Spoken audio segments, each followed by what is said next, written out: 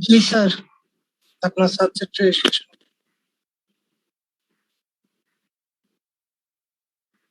কথার আওয়াজ খুব কম সংখ্যক স্টুডেন্ট শোনা যাচ্ছে। বাকিটা কি হয়েছে স্যার? ঘুমায় পড়ছে নাকি? না স্যার, আছি স্যার। আছি স্যার। আসসালামু আলাইকুম স্যার। আছি। আসসালামু আলাইকুম স্যার। আসসালাম। আচ্ছা, আমাদের লাস্ট টপিক কি ছিল? লাস্ট ক্লাসে লাস্ট টপিক কি ছিল বলতো?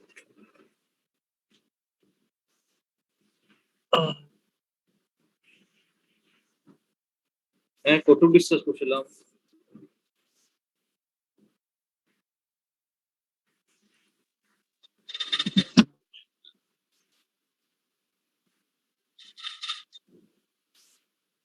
আর কারো কোনো কথা নাই। ক্লাস কি তোমরা কেউ করো নাই গত ক্লাসটা? স্যার আমি তো করি নাই, কেউ করছে নাকি জানি না। হ্যালো, জি, যারা করছেন তারা বলেন।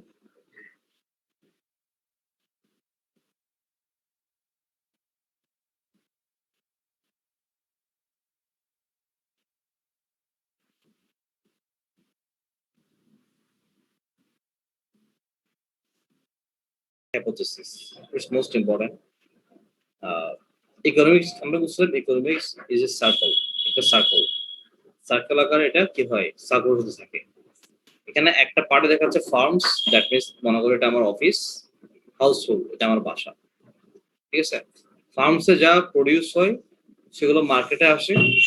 আর হাউসহোল্ড থেকে আমরা কোথায় যাই? মার্কেটে যাই। মার্কেটে গিয়ে পে করি। পে করে সে গুডস এর সার্ভিসগুলো নিয়ে আমার বাসায় আসি। আর ফার্মস গুডস এর সার্ভিসটা মার্কেটে পাঠায়, সেটা সে সেল করে তার সেল ভ্যালুটা নিয়ে সে ফার্মসে চলে আসে। এর জন্য বুঝতেছো এগুলো?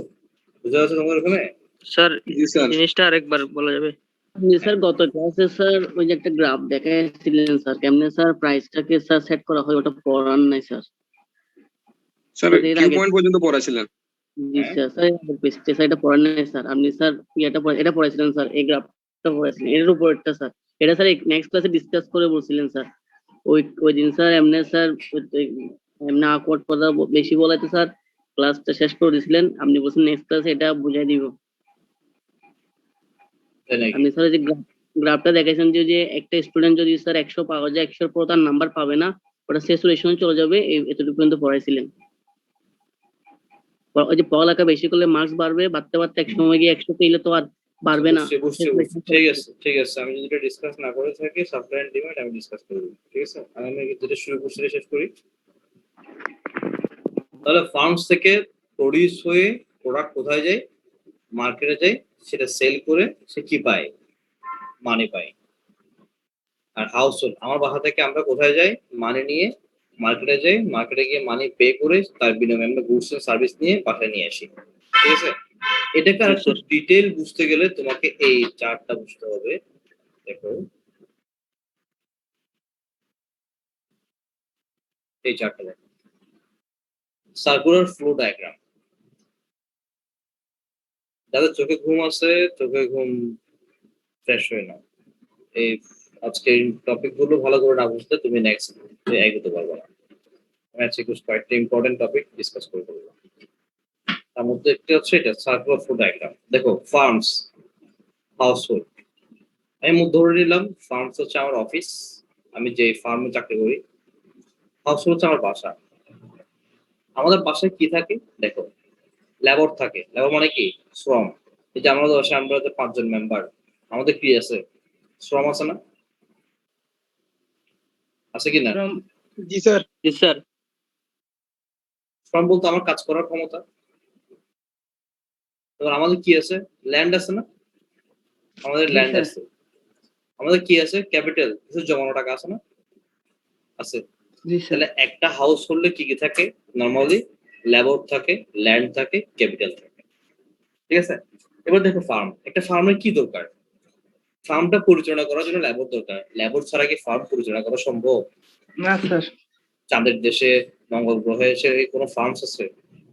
আসলে লেবার নাই। জি স্যার। তারপর ফার্মস পরিচালনা করার জন্য লেবার দরকার। ফার্মসটা স্টাবলিশ করার জন্য একটা ল্যান্ড দরকার।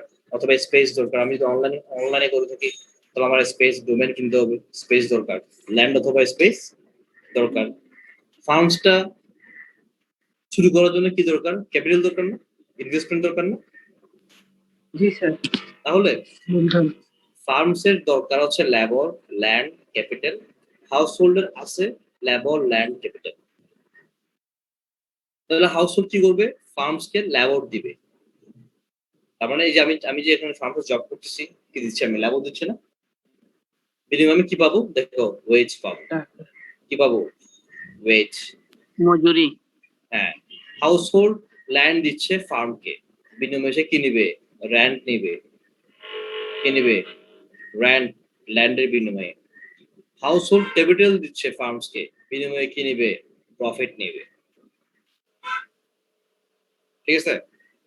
তো জমিটা স্যার ভাড়া দিবে না স্যার ফার্ম? হ্যাঁ হ্যাঁ, এটা জমি হইতে পারে, এটা একটা ফ্ল্যাট হইতে পারে, একটা স্পেস হইতে পারে, এনিথিং। জি স্যার। তাহলে ফার্মস কি করবে? এই লেবার, ল্যান্ড এবং ক্যাপিটালটাকে ইউজ করে সে কি করবে? সে কোনো একটা প্রোডাকশন করবে, তো সে একটা বিজনেস তো করবে। বিজনেস মানে কি? সে গুডস অথবা সার্ভিস কি করবে? সেল করবে। তাহলে সে সেল কি ফার্ম থেকে করবে? না, সে কোথায় যাবে? সেগুলোকে Market, প্রডিউস করে মার্কেটে পাঠাবে। Markets for goods and service. Produce করে মার্কেটে পাঠাবে সেল করার জন্য। হাউস হোল্ড কি পাইলো? লেবারের বিনিময়ে ওয়েজ পাইলো, ল্যান্ডের বিনিময়ে র্যান্ট পাইলো, ক্যাপিটালের বিনিময়ে প্রফিট পাইলো। সে এই ওয়েজ, র্যান্ট, প্রফিট যা পাইছে এগুলো নিয়ে সে কোথায় যায়? মার্কেটে যায়। মার্কেটে। মার্কেটে গিয়ে সে স্পেন্ড করে। কেন স্পেন্ড করে? কিছু গুডস এন্ড সার্ভিস কিনে নিয়ে আসে। কেনার জন্য সে কি করে? স্পেন্ড করে। তাহলে হাউস হোল্ড যা স্পেন্ড করছে সেগুলো ফার্মস কি হিসেবে পাইছে? রেভিনিউ আকারে পাইছে। কিভাবে পাইছে? ওই যে গুডস এন্ড সার্ভিস গুলো সেল করে লাভ পাইছে। রেভিনিউ। রেভিনিউ লাভ না, সেল ভ্যালু। তাহলে সে রেভিনিউ পাইছে ফার্মস। সেই রেভিনিউ থেকে ফার্মস কি করলো? ওয়েজ দিল, র্যান্ট দিল, প্রফিট দিল। হাউস হোল্ড আবার ওয়েজ, র্যান্ট, প্রফিট পাই, আবার সে মার্কেটে গেল। মার্কেটে গিয়ে সে গুডস এন্ড সার্ভিস কিনে আনলো, স্পেন্ড করে আসলো। ফার্মস আবার রেভিনিউ পাইলো গুডস এন্ড সার্ভিস সেল করে। সে রেভিনিউ থেকে আবার কি দিল? ওয়েজ দিল, র্যান্ট দিল, প্রফিট দিল। This is the circular flow. এভাবে কি হচ্ছে? মার্কেটে মানিগুলো কি হচ্ছে? কারেন্সি গুলো সার্কুলেট হচ্ছে। জি স্যার, বুঝছি। এখন দেখো, আমি যদি ডিরেক্টলি ফার্মসকে ক্যাপিটাল দিতে যাই, তাহলে আমি তো সিঙ্গেল পার্সন। ফার্মস একটা প্রতিষ্ঠান, সে যদি আমার ক্যাপিটালটা ফেরত না দেয়, প্রফিট আমাকে না দেয়, তাহলে আমার একার পক্ষে তার বিপক্ষে ফাইট করে কি সম্ভব? এই জন্য এখানে একটা ইন্টারমিডিয়েট কাজ করে, এই যে markets for factors of production. মনে করো এটা হচ্ছে ব্যাংক। এটা কি? ব্যাংক। তা আমি আমার ক্যাপিটালটা কোথায় রাখলাম? ব্যাংকে রাখলাম। ব্যাংক আমাকে 6% ইন্টারেস্ট দিবে। ব্যাংক কি করলো? সেই টাকাটা ফার্মসকে লোন দিল। ব্যাংক ফার্মস থেকে 10% কি নিচ্ছে? ইন্টারেস্ট নিচ্ছে। মাঝখানে 4% কার লাভ? ব্যাংকে। ব্যাংকের অপারেটিং কস্ট শেষ হওয়ার পরে যা থাকে, খরচ বিল শেষ করে যা থাকে তার লাভ। তাহলে আমি ডিরেক্টলি ফার্মসকে দিলে 10% পাইতাম, কিন্তু আমি রিস্ক মিনিমাইজ করার জন্য কি করতেছি? 4% ছেড়ে দিচ্ছি, 6% আমি নিচ্ছি। ওটা ক্লিয়ার? তাহলে স্যার আমরা সকলে ইনভেস্টর হিসেবে কাজ করি। অবভিয়াসলি তুমি ব্যাংকে টাকা রাখা মানে ইনভেস্ট করা। ব্যাংকে টাকা রাখাটা মানে কি? ইনভেস্ট করা। ব্যাংক তোমার টাকা নিয়ে কি করতেছে? বিভিন্ন ফার্মসে, বিভিন্ন কর্পোরেশনকে লোন দিচ্ছে, সেখানে ইনভেস্ট করতেছে। তোমার হয়ে ব্যাংক ইনভেস্ট করতেছে।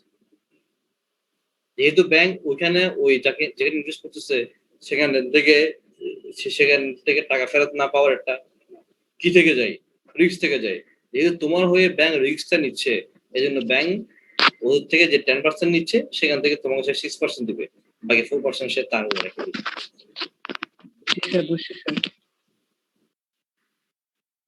দেখবে যে ব্যাংক একটা প্রতিষ্ঠান, তুমি তো একটা পার্সন। তোমাকে ফার্মস একটা প্রতিষ্ঠান, সে তোমাকে নাও গুনতে পারে। সে তোমার টাকা নিয়ে পরে যদি বলো যাবে টাকা তোমাকে নিয়ে নেই, তোমার টাকা দিব না, তুমি তার সাথে একা ফাইট করতে পারবা? কিন্তু ব্যাংক একটা প্রতিষ্ঠান। ব্যাংক ফার্ম যেন একটা প্রতিষ্ঠান, ব্যাংক একটা প্রতিষ্ঠান। প্রতিষ্ঠানটা কি করা যায়? ফাইট করা যায়। কিন্তু ব্যক্তিত্ব প্রতিষ্ঠান কি করা যায় না, হাইড করা যায় না। তারপর আমি যেখানে একটা ফার্মকে দিলাম, ফার্মে লস হতে পারে, ফার্ম পুড়ে যেতে পারে, ফার্ম দেউলি হয়ে যেতে পারে, পুড়ে যেতে পারে আগুনে, তাহলে আমার পুরোটা চলে গেল না? চলে গেল না? তো আমি কি করলাম, সেই রিস্ককে মিনিমাইজ করে আমি ব্যাংকে দিয়ে দিলাম। এবার ব্যাংক ফার্মকে দিয়ে ফার্ম পুড়ে যাক, চলে যাক, যা হলো, এটা আমার হেডেক না। আমি ব্যাংকে টাকা দিচ্ছি, ব্যাংক আমাকে কি দিবে? ইন্টারেস্ট দিবে, আর আমার যখন টাকা থাকবে আমাকে ব্যাংক টাকা ফেরত দিবে। রিস্কটাকে মিনিমাইজ করে ফেললাম। স্যার, এই সার্কুলার ফ্লো ডায়াগ্রামটা সবাই আবার দেখো। স্যার জিডি মানে কি এখানে? এই জিডিপি তোমার দেখা দরকার নেই, এই জিডিপি গুলো আসলে পরবর্তী আলোচনার বিষয়, তো এমনি এখানে মার্ক করে রাখছি। তুমি জাস্ট কি দেখো। স্যার গ্রোস ডোমেস্টিক প্রোডাক্ট নাকি কি বলে যে এটা না? হ্যাঁ হ্যাঁ, ওগুলো পরে আসবো আমরা আলোচনায়। গ্রিন কালারটা হচ্ছে মানি ফ্লো, মানি ফ্লো, প্রফিট না, মানি ফ্লো। আর পিঙ্ক কালারটা হচ্ছে তোমার product flow, product or labour, মানে থিংস ফ্লো আর কি।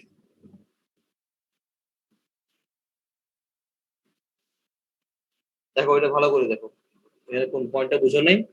স্যার এটা কি স্যার হাউস হোল্ড থেকে স্টার্ট হয় এই ফ্লো এর চার্টটা, নাকি কোন একটা হাউসহোল্ড না থাকলে তো তুমি লেবার কোথা থেকে আসবে, ল্যান্ড কোথা থেকে আসবে, কেবল কোথা থেকে আসবে? এই তিনটা ছাড়া কি তোমার বিজনেস হবে?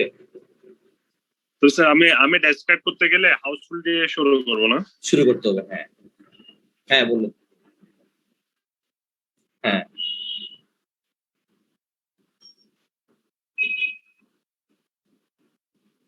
সবগুলোর তো একটা কি আছে, অথরাইজ প্রতিষ্ঠান আছে। যেমন ব্যাংকের তোমার অথরাইজেশন আছে বাংলাদেশ ব্যাংক থেকে। বাংলাদেশ ব্যাংক তো আমাকে এনশিওর করছে যে ব্যাংক যদি কোনো কারণে দেউলিয়া হয়ে যায়, ওই তুমি ব্যাংকের যাদের যাদের টাকা আছে সব টাকাগুলো বাংলাদেশ ব্যাংক ফেরত দিবে। সেই নিশ্চয়তা দিচ্ছে বলতে আমরা ব্যাংকে টাকা রাখি। ব্যাংক খুলতে তো স্যার বাংলাদেশ ব্যাংকে প্রচুর পরিমাণে টাকা দিতে হয়, এই জন্য দিবে আর কি। 400 কোটি টাকা লাইসেন্স ফি দিতে হয়। ওই 400 কোটি টাকার বিনিময়ে না, মানে কাস্টমারদেরকে মানে পরবর্তীতে আশ্বাস দেয়, নিশ্চয়তা দেয় আর কি।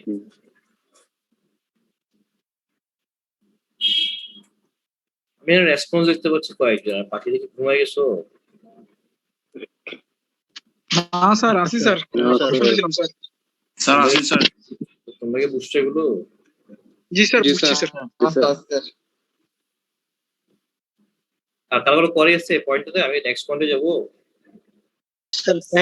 স্যার ব্রোকারের মতো স্যার, ব্রোকারের মতো। ব্যাংক তো ব্রোকারই, মিডিয়ার কাজ করে। ব্যাংকে কি নিজে কোনো টাকা আছে? ব্যাংক তো আমার টাকা নিয়ে তোমাকে দেয়, তোমার টাকা নিয়ে ওকে দেয়, ওর টাকা নিয়ে তোমাকে দেয়। ব্যাংক জাস্ট মিডিয়া হিসেবে কাজ করে, সে রিস্ক ক্যারি করে, ওই রিস্কের জন্য সে কিছু পেমেন্ট নেয়, সেটাই।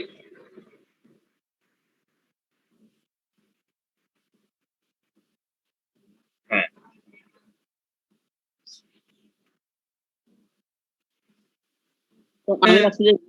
সেখানে ব্যাংকিং সিস্টেমে একটা এটা বলে সিএলআর রেশিও, যে কাস্টমারের যা ডিপোজিট থাকবে তার 60% ইনভেস্ট করা যায়, আর বাকি 40% শর্ট টার্ম ইনভেস্ট করা যায়, লং টার্ম না, শর্ট টার্ম। তো ধরো যে ব্যাংক তোমাদের 10 লাখ টাকা নিয়ে ব্যাংক সেটা আমাকে কি দিল, লোন দিল। তো লোনটা তো আমি নিয়ে একদম 10 বছর ব্লক হয়ে গেছে না, আমাকে লোন দিচ্ছে, প্রতি মাসে মাসে আবার আমার থেকে কি করতেছে, আমার থেকে সে পেমেন্ট নিচ্ছে। তার টাকা যেটা দিছে সেটা আস্তে আস্তে কি হচ্ছে, চলে এসেছে না? ঠিক আছে। জি স্যার। তো এখন ধরো তোমার থেকে 10 লাখ টাকা উঠছে, 10 লাখ টাকা উঠছে, 10 লাখ টাকা এভাবে যদি 5 জন থেকে দিলাম, সে ব্যাংক এখানে লোন দিবে 3 জনের টাকাটা, বাকি 2 জনের টাকাটা রেখে দিবে, যখন তোমরা চাইবা তখন যাতে সে কি করতে পারে, দিতে পারে। ঠিক আছে। এই যে ব্যাংকে এফডিআর নেয় 1 বছরের জন্য, 2 বছর, 5 বছর মেয়াদি দেয় না, তার মানে ব্যাংক নিশ্চয় জানিয়ে যে তুমি টাকা 5 বছর আগে তুলবো না। ঠিক আছে, টাইম নিয়ে না একটা। হ্যাঁ, এবার সে ওই টাকাটা 5 বছরের জন্য কি করে লোন দেয়। স্যার আরেকটা আছে না স্যার, সাপোজ আমি 50 লাখ টাকা রাখছি, প্রতি মাসে 30,000 টাকা করে আমার দেয়, এরকম একটা আছে। ঠিক আছে, ওটাকে এফডিআর, তোমাকে ইন্টারেস্ট দিচ্ছে আর কি, কিন্তু মূল টাকা তোমাকে দিচ্ছে না, তোমাকে ইন্টারেস্ট দিচ্ছে। মূল টাকা তো তুমি ওইটা স্যার ব্যাংকের গায়ে থেকে দিচ্ছে না, তাই না? ওইটা তো সাধারণত দিবে? ওরা কেন দিবে? ওই 50 লাখ টাকা সে তোমার থেকে নিয়ে সে অন্য জায়গায় ইনভেস্ট করছে না, সেখান থেকে সে 60,000 টাকা পাচ্ছে না, তোমার দেশে 30,000 টাকা দিচ্ছে না। ওটা তার প্রফিট থেকে দেয় মনে হয়। না না, সে তো তোমার থেকে টাকাটা নিয়ে সে অন্য একটা ফার্মকে দিছে, ওই ফার্ম থেকে সে 60,000 টাকা ওদের কাছে ইন্টারেস্ট পায়। বুঝছে। স্যার অন্য একটা কাস্টমারকে লোন দিছে, ওইখান থেকে সাপোজ 10% নিছে, আমার থেকে দিছে, আমারে দিবে 4%, এরকম আর কি বুঝেছিলাম কিছু না। হ্যাঁ এরকমই। বুঝছে। সে তোমার থেকে যে রেট নেবে তার থেকে মিনিমাম 3% বেশি রেটে সে কি করবে? ইনভেস্ট করবে, লোন দিবে ওইরকম বাড়তি করে আর। ব্যাংক লোন দেয়, ব্যাংক বিজনেস করে না, ব্যাংক ইনভেস্ট করে না, ব্যাংক লোন দেয়। যে আর ব্যাংকের কি শুধুমাত্র মানে লোনের উপরে সব ইনকাম, মানে ওরা কি কোনো একটা মনে করেন কাউকে ইনভেস্ট বা কোনো কিছু করে না, জনকে কোনো একটা কোম্পানিতে ইনভেস্ট করে না? মানে শেয়ার বাজারে বলেন, মানে এখানে ইনভেস্ট করে না? না না না, ব্যাংকে যদি ইনভেস্ট করে, ধরো আমি একটা প্রতিষ্ঠানে ইনভেস্ট করলাম, ওই প্রতিষ্ঠান আমার চালাইতে হবে না? এখন ব্যাংকে কি ব্যাংকে তার ব্রাঞ্চ চালাবে নাকি যে বিজনেসে ইনভেস্ট করছে ওই প্রতিষ্ঠান চালাবে? স্যার ইনভেস্টরদের তো স্যার আর স্যার চালাইতে হয় না জিনিসগুলো, না? দেখানো যে এই জায়গার মালিক এই ব্যাংক ওই ব্যাংক। স্যার আমি একটা বলি,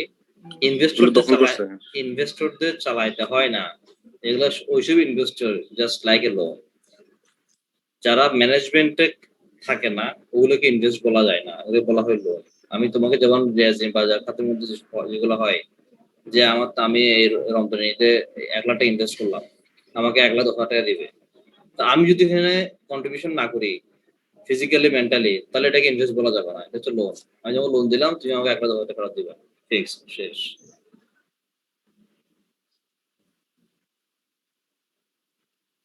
শেয়ার বাজার, অবশ্যই শেয়ার বাজার তোমার তোমার অ্যানালাইসিস কাজ করতে হবে।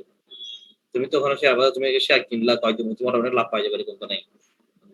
তোমাকে সেটা অ্যানালাইসিস করতে হবে, কোন শেয়ার দাম বাড়তেছে, কোন শেয়ার কিরকম, তোমাকে বুঝতে হবে। এখানে তোমার ইন্টেলেকচুয়াল ইনভেস্টমেন্ট আছে। তুমি এমনি কোন একটা কমার্শিয়াল কিনে ফেললা, সব শেয়ার তো আমি বুঝে কি পারো নাকি? স্যার শেয়ারগুলো তো স্যার অনেক সময় লো, মানে প্রাইস লো হয়ে যেতে পারে। হ্যাঁ ওটা তো স্যার আমার উপর আসবে। আচ্ছা, আরেকজনটা কি কোশ্চেন করছিল যেটা? স্যার অনেক সময় অনেক জায়গার মধ্যে স্যার লেখা থাকে যে এই জায়গার মালিক। হ্যাঁ মালিক। ব্যাংক যখন লোন দেয় তখন ব্যাংক একটা মর্টগেজ নেয়। আমি তো তোমাকে লোন দিই, তুমি যে টাকাটা নিয়ে ফেলাই চলে যাও, হ্যাঁ, তো ব্যাংক একটা মর্টগেজ কি বল বন্ধক নেয় আর কি। তোমার একটা জায়গা আছে, জায়গাটা ঠিক আছে আমার নামে রেজিস্ট্রি করে দিতে, তুমি যখন আমার টাকাটা পুরোটা ফেরত দিবা তখন আমি তোমাকে আবার এটা কি করে দেবো, তোমার দলিলটা তোমাকে আবার রেজিস্ট্রি করে ফেরত দিয়ে দেবো। স্যার অনেক সময় অনেক বাস ট্রাকেও তো লেখা থাকে যে সৌজন্যে এই ব্যাংক, হ্যাঁ এই ব্যাংক সেই ব্যাংক, ওইটা কি সেম স্যার? সেম সৌজন্যে না, সেখানে যদি লেখা থাকে যে এটি স্যার এটা তো স্পন্সর বলে স্যার, না সৌজন্য হলে সেটা তো স্পন্সর। অমুক ব্যাংকের স্যার কাছে একটা কথা ছিল, স্যার বদল লেখা থাকে স্যার, দায়বদ্ধ লেখা থাকলে সেটা মর্টগেজ, ব্যাংকের কাছে এটা স্যার মর্টগেজ। হ্যাঁ স্যার এখন হচ্ছে সাপোজ ওই জায়গায় গিয়ে সাইনবোর্ড অলরেডি গাড়ানো, ঠিক আছে, তার মানে তো এটা ওরা দখল করে ফেলছে, এটা তো আর মানে না মানে নেয় না যে এরকম না। ব্যাংক দখল করছে মানে এরকম না, ব্যাংক দখল করে নেয় না, ব্যাংক ওই জায়গাটার কাগজপত্র নিয়ে ফেলছে। তুমি ওখানে তোমার জায়গায় তুমি মানে স্যার টাকার পরিবর্তে ওরা হচ্ছে জায়গাটা নিয়ে নিচ্ছে আর কি, একটা ইয়া হিসেবে, ড্রাইভার হিসেবে। হ্যাঁ ওই জায়গাটা ওইটা এখানে তুমি ইউজ করতে পারো, তুমি ওখানে বাড়ি করতে পারো, সব করতে পারো, কিন্তু বিক্রি করতে পারবো না, বিক্রি করতে পারো, কারণ ওটা তো ব্যাংকের কাছে চলে গেছে। এই জন্য সাইনবোর্ডটা দেয় আর কি। হ্যাঁ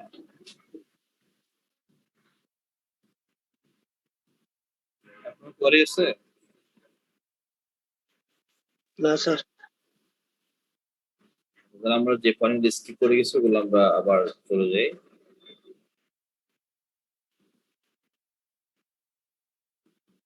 সাপ্লাই এন্ড ডিমান্ড আমরা গত ক্লাসে বুঝছিলাম। ডিমান্ড হচ্ছে কি, যেটা আমার চাহিদা, যেটা কেনার জন্য আমার কি আছে, ফাইন্যান্সিয়াল ক্যাপাবিলিটি আছে, আমার ইচ্ছা আছে, এবং এটা হোল্ড করার আমার পসিবিলিটি আছে, দিস ইজ এ ডিমান্ড। আর সাপ্লাই, তাহলে একটা প্রোডাক্টের প্রাইস ঠিক করে কি মার্কেটে, বলুন তো? মার্কেটে একটা প্রোডাক্টের প্রাইস ঠিক করে কে? স্যার বাজেটে সংসদে স্যার, তাই না?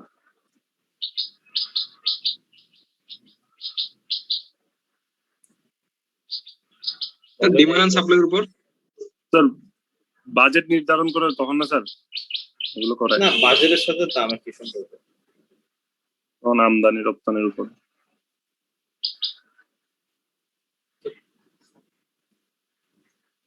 তো ধরো যে তুমি একটা কলম তৈরি করছো, সেটা কস্টিং খরচ বিরোধ তোমার লাভ হিসেব করে তুমি মার্কেটে আনছো, এটা 60 টাকা দিয়ে সেল করবে, কিন্তু দেখা যাচ্ছে যে ওটা অলরেডি ওরকম প্যান 5 টাকা দিয়ে অন্য কোম্পানি সেল করতেছে, কাস্টমার তোমার থেকে নিবে,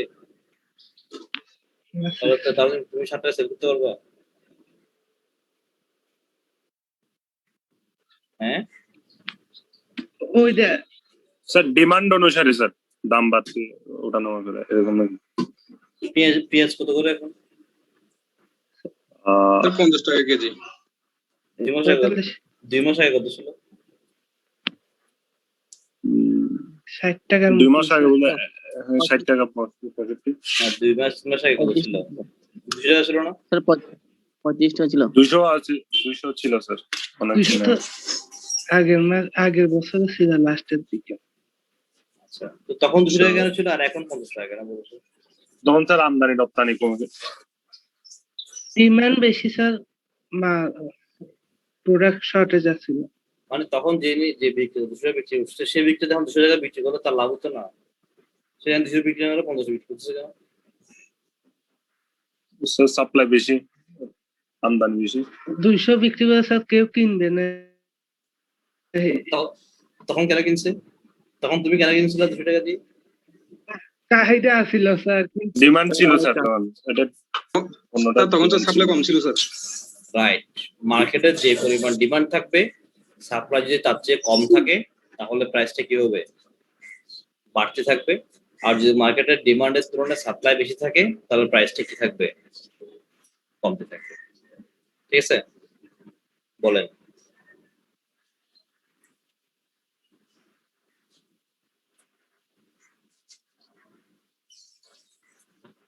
স্যার, পৃথিবীর ম্যাক্সিমাম দেশ হচ্ছে ওপেন মার্কেট ইকোনমি, সেম বাংলাদেশেও। এই ওপেন মার্কেট ইকোনমিতে কোন প্রোডাক্টের প্রাইস কখনোই গভর্নমেন্ট ঠিক করতে পারে না, গভর্নমেন্ট বলতেও পারে না। এগুলো যা বলে এগুলো হচ্ছে এমনি একটা আন্দাজে বলেছে, এই দামে কখনো সেল গভর্নমেন্ট বলছে 30টা সেল করতে, 30টা সেল করবো না, ব্যবসা তো আমি করতেছি, গভর্নমেন্ট কি করবো আমাকে? আমার কাছে আমি মাল কিনছি 30 টাকা, 30টা কিলো সেল করবো, আমি কি লস সেল করবো? ম্যাজিস্ট্রেট পাঠায় না স্যার মাঝে মাঝে। তাহলে আমি ব্যবসা বন্ধ করে দেবো, আমি কিনবো না, ব্যবসা করবো না। তাহলে এইভাবে যদি সবাই ব্যবসা বন্ধ করে দেয়, তাহলে তুমি নিজেরই লস সরকার। প্রোডাক্টটা করতে কিনবা, তখন তোমাকে এটা 500 টাকা কিনতে হবে না? ব্যবসায়ীরা যদি ব্যবসা বন্ধ করে দেয়, সেল করা বন্ধ করে দেয়, তখন তুমি করতে খাবা, তখন তোমাকে দেখা যাবে যে 2-3 জন করতেছে, ওই 2-3 জন থেকে 500 টাকা কিনতে হচ্ছে। একদিন 200 টাকা দিয়ে কিনতে কেন না, এখন 500 টাকা কিনতে গেছে। ক্লিয়ার? তাহলে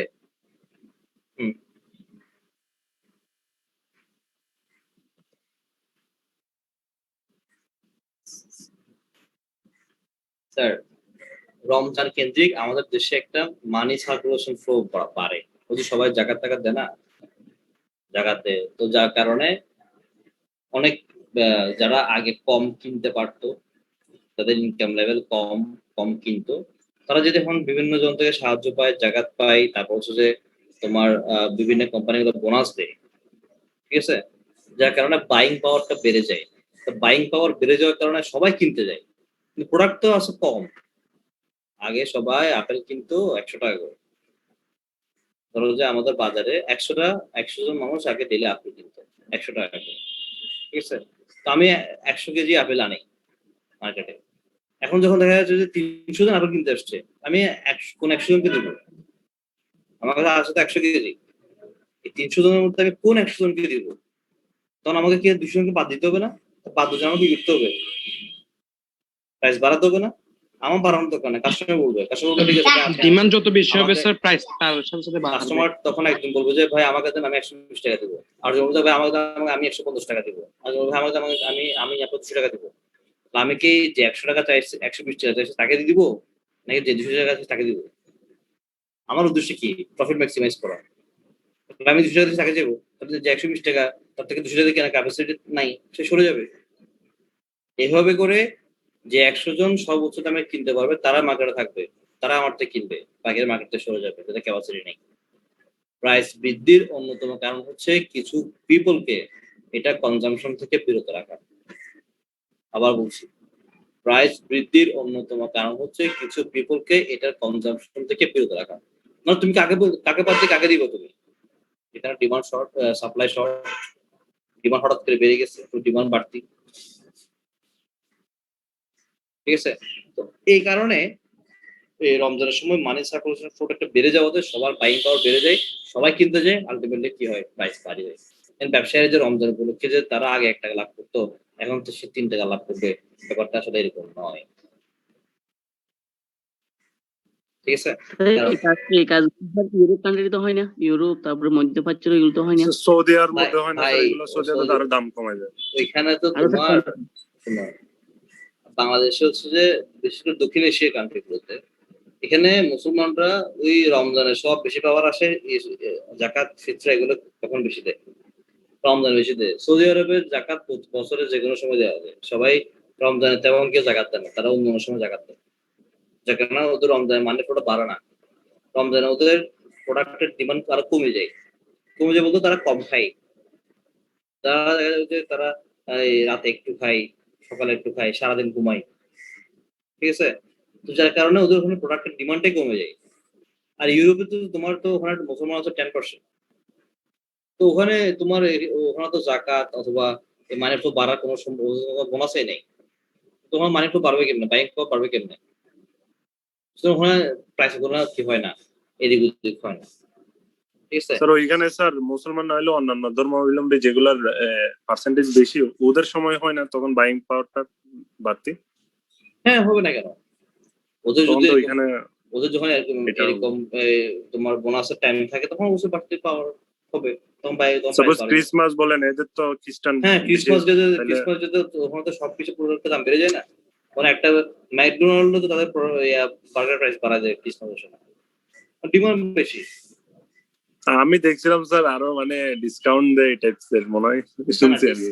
ডিসকাউন্ট দিয়ে যে কিছু কিছু প্রোডাক্ট যেগুলো কম চলে, যেগুলো তাদের বাল্ক প্রোডাকশন বেশি হয়ে গেছে, এখন এনে সেল করতে হবে, তখন তারা কি করে দেয়, ডিসকাউন্ট দিয়ে দেয়। ওই টাইমেই স্যার মানে ওই উৎসবের গুলার সময়।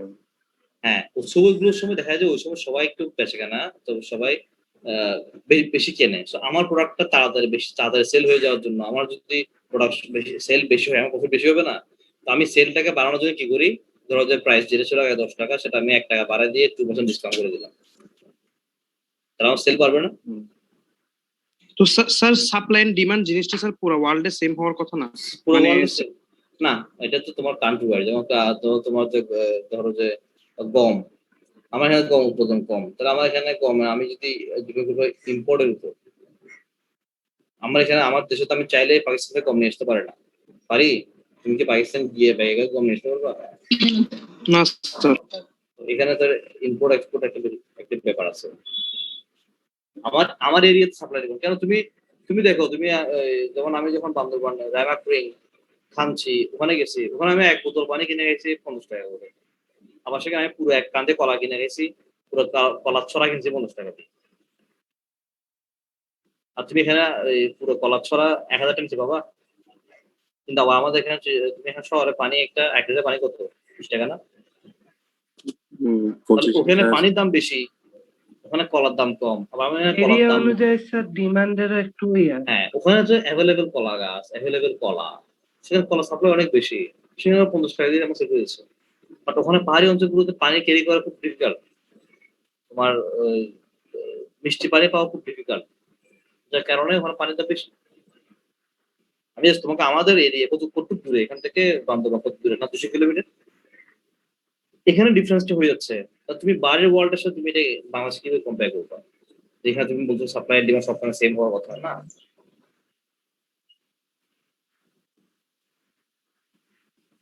There, any query? না স্যার। না স্যার। এখন বুঝছেন প্রাইস কিভাবে সেট হয়? সাপ্লাই এবং ডিমান্ড নিয়ে আমাদের আলাদা চ্যাপ্টারই আছে, আমরা সেটা আর আলোচনা করবো। ওকে, নেক্সট।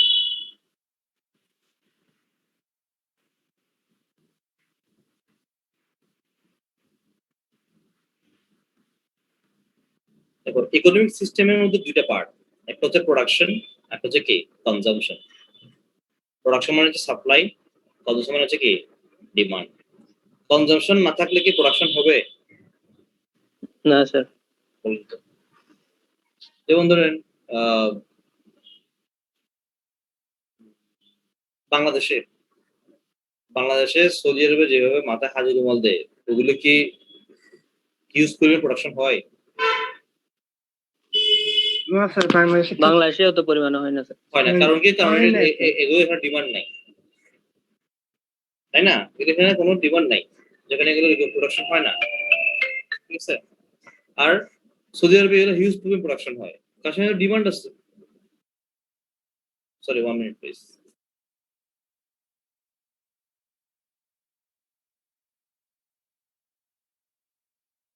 ক্যাপিটাল ল্যান্ড, যেটা আমরা একটু আগে আলোচনা করছিলাম, এই তিনটা ছাড়া কি হয় না, কখনোই প্রোডাকশন সম্ভব নয়। ক্যাপিটাল ছাড়া কি প্রোডাকশন সম্ভব? না। লেবার ছাড়া সম্ভব? ল্যান্ড অথবা স্পেস ছাড়া কি সম্ভব? না। না। এই তিনটাকে তোমার মিউচুয়ালি কমিউনিকেট করার জন্য একটা রেজুলেশন থাকে, সিস্টেম থাকে, কোন সিস্টেমে কে কাজ করবে, কিভাবে কাজ করবে। তুমি ক্যাপিটাল যা পাচ্ছ সবগুলো কি তুমি কি বলো যে ধরো আমি কি রেস্টুরেন্ট বিজনেস, ক্যাপিটাল যা পাচ্ছ সবগুলো দিয়ে আমি কি করলাম, চেয়ার কিনে শুরু করে দিলাম, হবে? শুধু চেয়ার কিনলে কি রেস্টুরেন্ট চলবে? তারপর আমি আমার লেবার সবাইকে ওয়েটার হিসেবে নিয়োগ দিলাম, আমার কিচেন পুরো ব্ল্যাঙ্ক, তাহলে কি রেস্টুরেন্ট চলবে? না স্যার। আমার ল্যান্ড স্পেসটা পুরোটাকে আমি কি করে দিলাম, পার্কিং করে দিলাম, তাহলে আমি রেস্টুরেন্টে আমার কাস্টমার বসবো কোথায়? হবে? তাহলে একটা রেজুলেশন, প্রত্যেকটা কিছু সিস্টেম থাকবে। ম্যানুফ্যাকচারিং একটা কি থাকবে, সিস্টেম থাকবে। ডিস্ট্রিবিউশন নাকি সিস্টেম থাকবে। এই সকল সিস্টেম গুলোকে বলা হচ্ছে রেজুলেশন, ম্যানুফ্যাকচারিং, ডিস্ট্রিবিউশন সিস্টেম। এইগুলোর অধীনেই এই প্রোডাকশনের এই তিনটা পার্ট কি হয়, পরিচালিত হয়ে একটা আউটপুট আমরা পাই। তার কনজাম্পশন, ডিমান্ড, এটা তো আমরা যে বুঝছি, যেটা আমার চাহিদা মানে যেটা আমার কেনার সামর্থ্য আছে। আমি যদি বলি যে এখন আমার ডিমান্ড হচ্ছে আমি একটা BMW গাড়ি চাই, কিন্তু আমার কাছে জমানো টাকা 5 লাখ টাকা বেশি নেই, এটাকে আমার ডিমান্ড বলা যাবে? না স্যার। না। আমার কেনার ক্যাপাসিটি যেটুকু আছে তার মধ্যে যদি আমি ইচ্ছা করি কিনতে চাই, সেট ইজ দ্য ডিমান্ড, কল্পনা। আর যেটা আমার 5 লাখ টাকা, আমি যেটা আমি একটা BMW কার কিনবো, এটা হচ্ছে আমার কল্পনা, not a demand.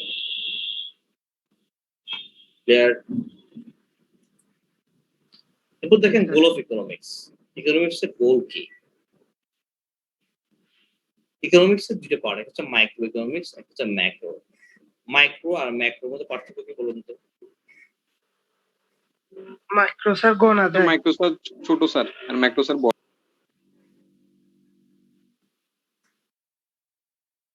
Any more?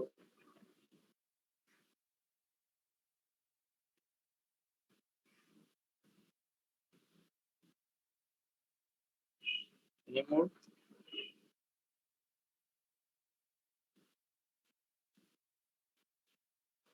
Hello sir.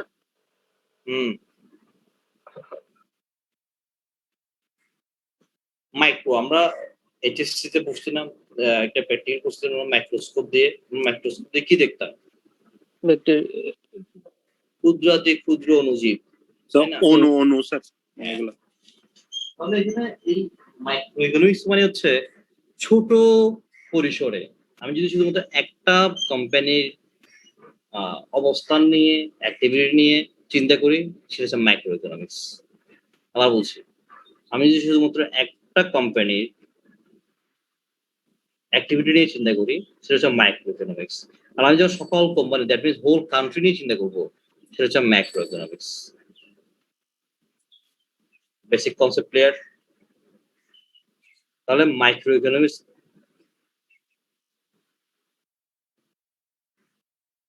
একটা কোম্পানি সবকিছু, মাইক্রো ইকোনমিক্স মানে হচ্ছে ব্যষ্টিক অর্থনীতি, আর ম্যাক্রো ইকোনমিক্স মানে হচ্ছে সামষ্টিক অর্থনীতি। তাহলে মাইক্রো ইকোনমিক্স এর উদ্দেশ্য দুইটা, একটা হচ্ছে এফিসিয়েন্সি, একটা হচ্ছে ইকুইটি। তো বলুন তো এফিসিয়েন্সি কি? What is efficiency?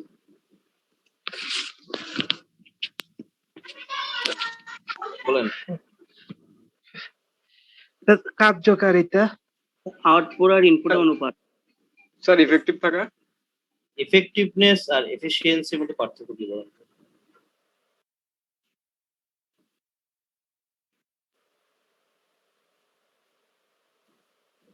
ইফেক্টিভনেস আর এফিসিয়েন্সির মধ্যে পার্থক্য কি?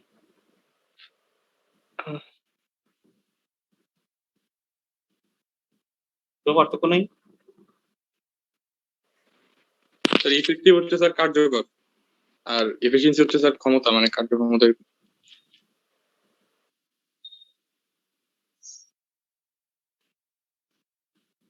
তারপর বলেন।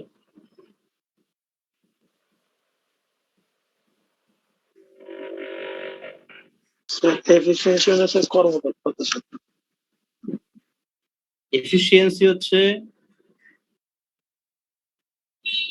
তোমার কোন একটা প্ল্যানকে ইমপ্লিমেন্ট করা, সরি এফেক্টিভনেস কোন একটা প্ল্যানকে কি করা, ইমপ্লিমেন্ট করা, এটা হচ্ছে এফেক্টিভনেস। আর সেই প্ল্যানটাকে কত কম খরচে ইমপ্লিমেন্ট করা যায় সেটা হচ্ছে এফিসিয়েন্সি। ফর এক্সাম্পল, আমি প্ল্যান করলাম যে আমি ঢাকা যাব, আমি প্ল্যান করি যে আমি ঢাকা যাবো, চিন্তা করি পাশে বসে থাকি, তাহলে আমি ঢাকায় পৌঁছাবো? না স্যার। পৌঁছাবো কিনা? না। না স্যার। তাহলে আমাকে কি করতে হবে, আমি কিভাবে ঢাকা যাব সেটা আগে ঠিক করতে হবে, কি বাসে না ট্রেনে না প্লেনে যাব। দেন সেভাবে টিকিট কেটে আমাকে স্টেশনে পৌঁছে সে বাহনে চড়তে হবে, দেন আমি ঢাকায় পৌঁছতে পারবো। এই যে তোমার স্টেশনে পৌঁছে বাহনের চড়া পর্যন্ত প্ল্যানটাকে ইমপ্লিমেন্ট করা, এটা হচ্ছে এফেক্টিভনেস। আর এফিসিয়েন্সি হচ্ছে কত কম খরচ আমি ঢাকা যাওয়া যায়। যদি আমার মিটিং হয় কালকে সকালে, তাহলে আমি আজকে সবচেয়ে কম খরচে ট্রেনে যেতে পারি না? এটা হচ্ছে এফিসিয়েন্সি। অথচ আমার মিটিং যদি হয় আজকে রাত 8টায়, তাহলে কি আজকে আমাকে আমাকে আমার কাছে আমার জন্য ট্রেনে যাওয়াটা ওয়াইজ হবে, নাকি না আমাকে স্যার, প্লেনে যেতে হবে? প্লেনে। তাহলে এই পরিস্থিতিতে প্লেনে যাওয়াটাই আমাদের এফিসিয়েন্সি। ঠিক আছে, এখন বুঝছি এফিসিয়েন্সি কি।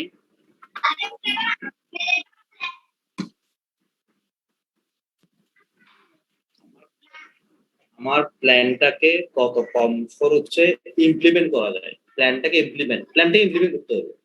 কারণ আমি যদি কম খরচ চিন্তা করতে যেয়ে যদি ট্রেনে যাই, আজকে আমি মিটিং রাত 8টায় হয়, তাহলে কি আমার প্ল্যানটা ইমপ্লিমেন্ট হবে? আমি মিটিং অ্যাটেন্ড করতে পারবো? আমি প্রথমে পারবো বলছি, প্ল্যানটাকে ইমপ্লিমেন্ট করার জন্য প্ল্যানটাকে ইমপ্লিমেন্ট কত কম খরচে করা যায়, এটা হচ্ছে কি এফিসিয়েন্সি। মাইক্রো ইকোনমিক্স এর প্রধান উদ্দেশ্য হচ্ছে কোম্পানির এফিসিয়েন্সি বাড়ানো। তোমার যদি খরচ কমায় তাহলে আমার কি বাড়বে? এফিসিয়েন্সি বাড়বে। এফিসিয়েন্সি বাড়া মানে কি বাড়বে? আমার যদি খরচ কমে তাহলে আমার প্রফিট বাড়বে না? জি স্যার। তার প্রতিটা কোম্পানি কি চায়, তার প্রফিট বাড়াতে চায় না কমাতে চায়? বাড়াইতেছে। বাড়াচ্ছে। প্রফিট বাড়াতে হলে তোমাকে এফিসিয়েন্সি বাড়াতে হবে। ঠিক আছে, দেন ইকুইটি, এফিসিয়েন্সি বাড়লে ইকুইটি অটোমেটিক বাড়বে। ইকুইটি মানে কি? আমার অ্যাসেট পাওয়া। আমার যদি এফিসিয়েন্সি বাড়ে তাহলে আমার প্রফিট পারবে না? তারপর সেই প্রফিটের টাকা দিয়ে আমি কি করবো? আমি আমার বিজনেসটা আরো এক্সপ্যান্ড করতে পারবো না? আমার আগে একটা মেশিন ছিল, আমি 2টা মেশিন কিনতে পারবো না? আমার আগে একটা ফ্যাক্টরি ছিল, আমার 2টা ফ্যাক্টরি করতে পারবো না? পারবে না ইকুইটি? একটার সাথে আরেকটা ইন্টার রিলেটেড। এফিসিয়েন্সি বাড়লে অবশ্যই ইকুইটি বাড়বে। এটা ছিল ম্যাক্রো ইকোনমিক্স এর কি গোল। এখন আসলে ম্যাক্রো ইকোনমিক্স এর গোল কি? ম্যাক্রো ইকোনমিক্স হচ্ছে একটা কান্ট্রি ইকোনমিক্স। তাদের প্রধান গোল হচ্ছে ফুল এমপ্লয়মেন্ট। একটা গভর্নমেন্ট সবসময় তার ফার্স্ট প্রায়োরিটি থাকে এমন একটা বিজনেস এনভায়রনমেন্ট রাখা যেখানে কোম্পানিগুলো ভালো করবে। আর কোম্পানিগুলো ভালো করা মানে তারা নতুন নতুন বিজনেস স্টার্ট করবে। আর নতুন নতুন বিজনেস স্টার্ট করা মানে সেখানে কি হবে? আমাদের দেশের সিটিজেনের চাকরির সুযোগ সৃষ্টি হবে, ফুল এমপ্লয়মেন্ট হবে। ফুল এমপ্লয়মেন্ট করার জন্যই গভর্নমেন্ট সকল অ্যাক্টিভিটি গুলো নিয়ে থাকে। তাহলে ম্যাক্রো ইকোনমিক্স এর প্রধান গোলই হচ্ছে কি? ফুল এমপ্লয়মেন্ট। এই ফুল এমপ্লয়মেন্ট করার জন্য যে চেষ্টা, সেই চেষ্টার জন্য আরেকটা তোমার ইন্টাররিলেটেড আইটেম হচ্ছে স্টেবিলিটি। স্টেবল থাকতে হবে পরিস্থিতি। এখন কি আফগানিস্তানের পরিস্থিতি স্টেবল নাকি আনস্টেবল বলো তো? আনস্টেবল। এখন যদি তোমার যে কোম্পানি আছে তোমাকে যদি অফার দেয় যে তুমি আফগানিস্তানে একটা কি করো শোরুম খোলো, তুমি কি খুলতে যাবা? না তুমি স্যার। আফগানিস্তানে এখন তোমার প্রতিষ্ঠানে একটা শোরুম খুলবা, একটা ব্রাঞ্চ খুলবা? না স্যার। কারণ পরিস্থিতি আনস্টেবল, পরে এখন কেউ বিজনেস করতে যাবে না এখন। তাহলে আনস্টেবল পরিস্থিতি থেকে বিজনেস ভালো হয় নাকি স্টেবল ভালো হয়? বিজনেস Stable, ভালো, sir. বিজনেস ভালো Stable, হলেই sir. বিজনেস ভালো হলেই এমপ্লয়মেন্ট বাড়বে, বিজনেস খারাপ হলে এমপ্লয়মেন্ট বাড়বে। ভালো হইলে স্যার। রাইট? তাহলে ফুল এমপ্লয়মেন্টের জন্য আমার কি দরকার? স্ট্যাবিলিটি দরকার। এজন্য ম্যাক্রো ইকোনমিক্স এর আরেকটা প্রধান উদ্দেশ্য হচ্ছে পরিবেশ পরিস্থিতি কি রাখা, সবসময় স্টেবল রাখা। হ্যালো। ঠিক আছে? এরপর জি, দেখো স্যার। গ্রোথ। প্রতিটি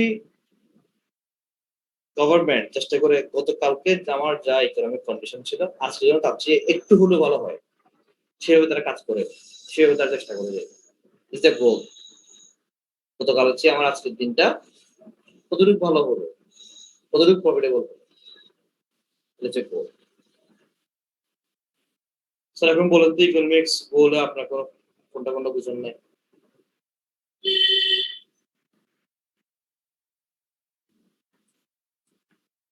বুঝতে পারছেন এগুলো? আচ্ছা, আমি এতক্ষণ যা ডিসকাস করলাম এখানে লিখে আছে, দেখে নিন। আর স্কোপ অফ ইকোনমিক্স এগুলো পড়লে বুঝবো, এগুলো এক্সপ্লেন হয়ে যায়। Microeconomics and macroeconomics পার্থক্য আমি তো একটা পার্থক্য বলছি প্রথমে, তাই না? এর আরেকটা পার্থক্য টেবল আকারে দেওয়া আছে, এটা ভালো করে করতে হবে এটা। Okay, basic economic problem. Economic basic problem গুলো কি? তিনটা problem. Number 1, what is to be produced? Number 2, how can be produced? Number 3, for whom to produce? Sir তুমি কোন একটা বিজনেস স্টার্ট করতে গেলে এই তিনটা কোশ্চেনের আনসার তোমাকে রেডি করেই বিজনেস স্টার্ট করতে হবে, আদারওয়াইজ ইউ আর লুজার। তো বলো, ধরো তোমার কাছে 50 লাখ টাকা আছে, তুমি কি করবে এখন এই টাকা দিয়ে? এভরিওয়ান, সবাই, আমি সবার কাছে আনসার চাই। তোমার কাছে 50 লাখ টাকা আছে এখন, তুমি এটা দিয়ে কি করবা? স্যার বিজনেস করব। কোথায় কোথায় রিস্ক কম? তোমার কাছে কোথায় রিস্ক কম বলে মনে হচ্ছে?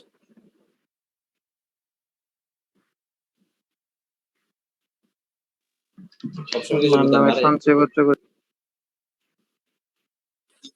জায়গার ব্যবসা করবো। স্যার গরুর খামার দিব। তারপর সঞ্চয়পত্র করি স্যার বিজনেস করব। আচ্ছা, তুমি যে বিজনেস করবা, কি বিজনেস করবা বলতো? কি বিজনেস করবা? তুমি বললা টাকার বস্তাটা নিয়ে মাথার রাস্তা নেমে গেলা, বিজনেস শুরু হয়ে যাবে? না স্যার, চাহিদার উপর ভিত্তি করে স্যার নামতে হবে। বলো না কিছু চাহিদা বেশি এখন, যে তুমি কি কোন বিজনেস করতে চাও? তামাকের স্যার। তামাক বিজনেস করলে বাংলাদেশের ব্যবসা শুরুর আগে মামলা খাবো স্যার। আচ্ছা বলেন তো কি বিজনেস করতে চান? ট্রান্সপোর্টের ব্যবসা করবো স্যার, বাস ব্যবসা। বাস ব্যবসা। এইভাবে হচ্ছে তোমাকে প্রথমে নাম্বার 1 দেখো, what is to be produce. তোমাকে প্রথমে ডিসাইড করতে হবে তুমি কি প্রডিউস করবা, কিসের বিজনেস করবা, এটা তোমার প্রথমে সেট করতে হবে। Then how can be produce, তুমি যেটা করবা কিভাবে করবা। ধরো আমি চিন্তা করলাম যে আমি what is to be produce, number 1 আমি চিন্তা করলাম যে আমি বাংলাদেশে BMW গাড়ি তৈরি করবো। তাহলে নাম্বার 1 আমি পাইলাম, আনসার পাইলাম। নাম্বার 2 তে আসে হাউ ক্যান বি প্রডিউসড, আমি কিভাবে প্রডিউস করবো? BMW গাড়িতে যে ফিনিশিংটা দেওয়া হয় সেই ফিনিশিং দেওয়ার মতো স্প্রে মেশিন কি আমার আছে? লেবারই নাই। তারপর BMW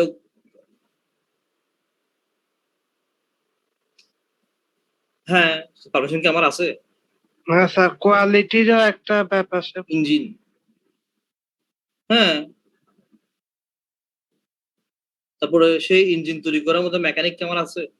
না স্যার, কোয়ালিটিও লেভেল নাই। সে কোয়ালিটি মেনটেন করার মতো কি কিউসি ইঞ্জিনিয়ার আমার আছে? যদি না থাকে তাহলে আমার ব্যবসা 1 নম্বরে শেষ। আমি 2 নম্বরে যেহেতু আমার আনসার নেগেটিভ, ব্যবসা হবে না, শেষ করা যাবে না। ঠিক আছে? যদি 2 নম্বরে আমি ধরলাম যে আমি এটা বললাম যে আমি এটা গরু ফার্ম করব নাম্বার 1 এ। নাম্বার 2 তে গরু ফার্ম কিভাবে করব? ঠিক আছে, আমি একটা 5 কাঠা, আমি আমার একটা 5 ঘন্টা জায়গা আছে, আমি এটাকে কি করব? সেখানে আমি শেড তৈরি করব। তাহলে গরু কোত্থেকে কিনবো? গরু অমুক জায়গা থেকে কিনবো, ঠিক করলাম। ওর সাথে কথা বললাম, ফাইন। গরুর লালন পালন কে করবে? অমুককে ঠিক করলাম, এত টাকা স্যালারি দিয়ে, ওকে ফাইন। অল আর ওকে। তার মানে 1 ওকে, 2 ওকে। দেন আমাকে আসতে হবে number 3 for whom to be produced. তুমি কার জন্য প্রডিউস করতেছো? তারা কি মার্কেটে আছে? জি স্যার, জনগণ। জি স্যার। না না, জনগণ না, তোমার কাস্টমার মার্কেটে আছে কিনা? ধরো আমি বিএমডব্লিউ তৈরি করতেছি, ডিমান্ড আছে নাকি স্যার? কিভাবে তৈরি করো, হাউ ক্যান বি প্রডিউস, সেটা আমি কোনোভাবে ম্যানেজ করে ফেললাম। এখন আসবে ফর হোম, কাদের জন্য? আমি যদি বিএমডব্লিউ কার প্রোডাকশনে যাই, তাহলে আমার প্রতি মাসে মিনিমাম 10 টাকার প্রোডাকশন হবে না আমার? হবে তো।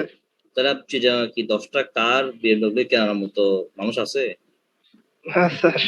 না স্যার। আছে। চিটাগাং কি বিএমডব্লিউ কার চলার মতো রোড আছে? না থাকলে কেউ কিনবে?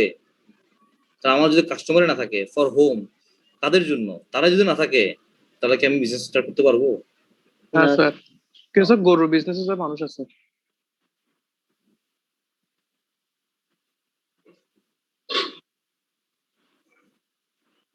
না, ওখানে ওই যেখানে তোমার যেমন পৃথিবীর সব ম্যাক্সিমাম দেশ থেকে তোমার কাপড় বানানোর অর্ডার গুলো বাংলাদেশে কেন দেয়? বাংলাদেশের গার্মেন্টস থেকে অর্ডার গুলো পাই, লেবার চার্জ কম, এখানে তোমার কস্টিং কম পাই। আমি যদি আমার দেশে তৈরি করতে যদি আমার 5 লাখ টাকা খরচ হয়, তোমার দেশের থেকে তৈরি করে যদি আমি এখানে 2 লাখ টাকা তৈরি করে নিয়ে আসতে পারি, তাহলে আমি কোনটা করবো? অবভিয়াসলি ওই কারণেই। ঠিক আছে, তাহলে এই 3টা কোশ্চেনের আনসার যখন আমার রেডি থাকবে, দেন you can start the business, otherwise not.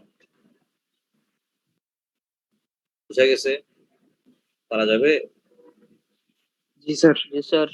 Opportunity cost, এটা আমরা অ্যাকাউন্টিং ডিসকাস করছিলাম, মনে আছে?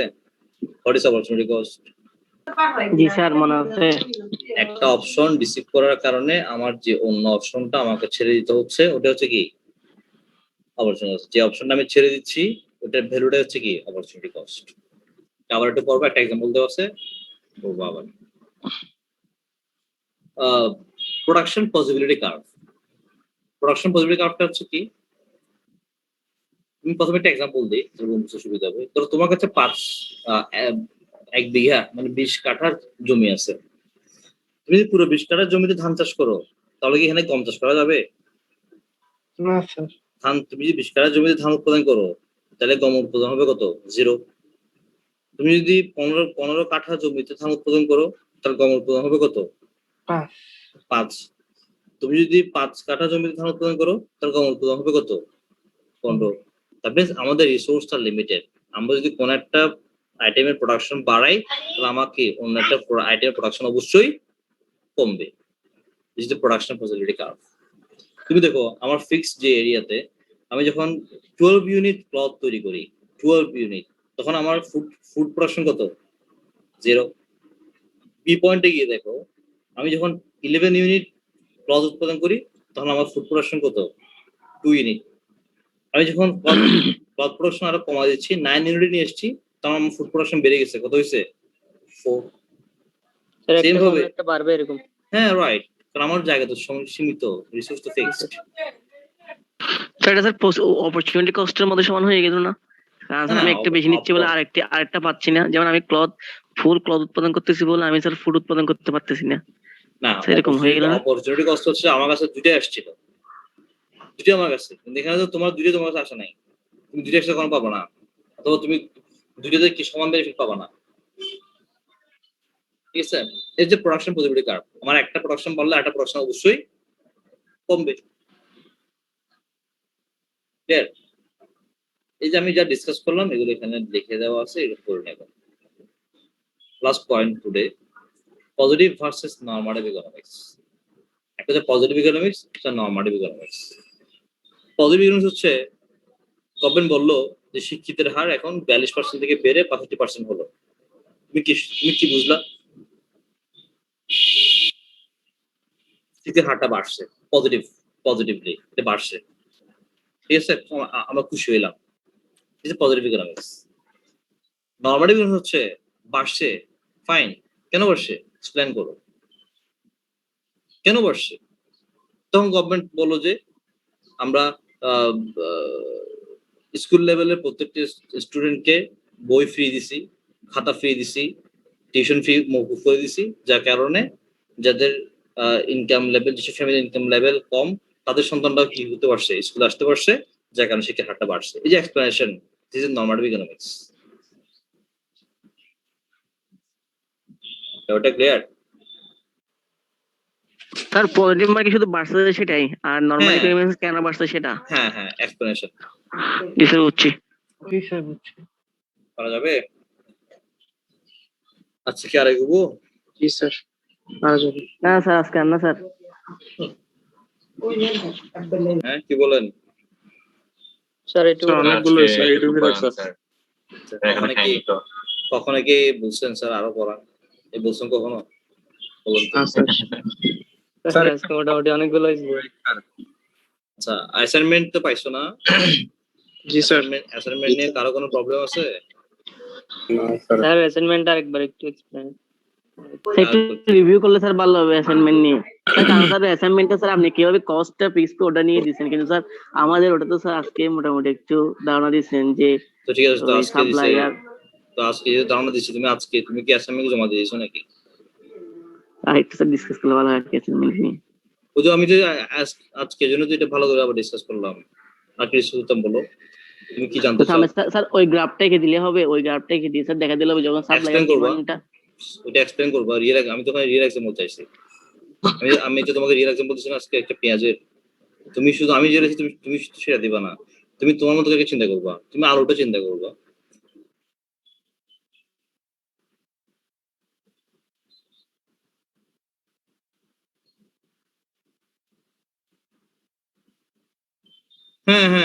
হ্যাঁ দিবা।